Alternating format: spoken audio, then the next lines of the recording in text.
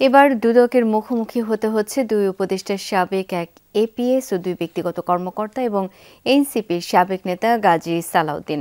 তাদের বিরুদ্ধে তদবির বাণিজ্য, চাঁদাবাজি ও টেন্ডারবাজি সহ নানা অভিযোগ রয়েছে। এদিকে 400 কোটি টাকা আত্মসাতের অভিযোগে ন্যাশনাল ব্যাংকের পরিচালনা পর্ষদ এবং সাদ মুসা গ্রুপের বিরুদ্ধে মামলা করেছে সংস্থাটি। শ্রীলঙ্কা আবারও রপ্তানিতে শীর্ষে। পদত্যাগপত্র জমা দেওয়ার প্রেক্ষিতে মাসখানেক আগে অন্তর্বর্তী সরকারের উপদেষ্টা আসিফ মাহমুদ সজীব ভুঁইয়ার সাবেক এপিএস মোয়াজ্জেম হোসেন ও স্বাস্থ্য উপদেষ্টা নূরজাহান বেগমের সাবেক ব্যক্তিগত কর্মকর্তা তুহিন ফারাবীর বিরুদ্ধে 100 কোটি টাকার তদবির বাণিজ্যের অভিযোগ ওঠে। একইভাবে এনসিপি থেকে অব্যাহতি পাওয়া সাবেক যুগ্ম সদস্য সচিব সালাউদ্দিন তানভীরের বিরুদ্ধেও আসে কমিশন বাণিজ্যের অভিযোগ।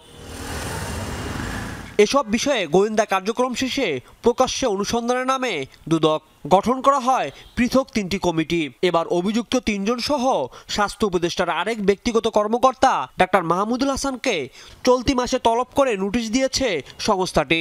ক্ষমতার অপব্যবহার, তদবির বাণিজ্য, চাঁদাবাজি, টেন্ডার বাণিজ্য সহ নানাবিধ দুর্নীতি এবং অনিয়মের আশ্রয়ে নামে বেনামে অবৈধ সম্পদ অর্জনের অভিযোগে ইতিমধ্যে অনুসন্ধান কার্যক্রম শুরু হয়েছে। অনুসন্ধান দল রেকর্ডপত্র সংগ্রহ করছেন এবং অভিযোগ সংশ্লিষ্ট এবং অভিযোগ প্রমাণের সহায়ক ব্যক্তিবর্গকে জিজ্ঞাসাবাদের জন্য পত্র প্রেরণ করেছেন।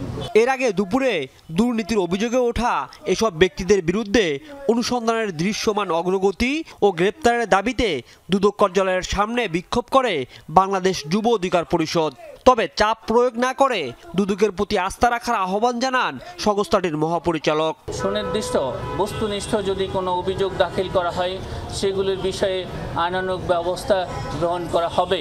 এই বিষয়ে কোনো ব্যত্যয় হবে না। কোনো ব্যক্তি বিশেষ, কোনো প্রতিষ্ঠান এখানে বল প্রয়োগ করে, চাপ প্রয়োগ করে কোনো কাজ করার চেষ্টা করা, এটা প্রত্যাশিত নয়।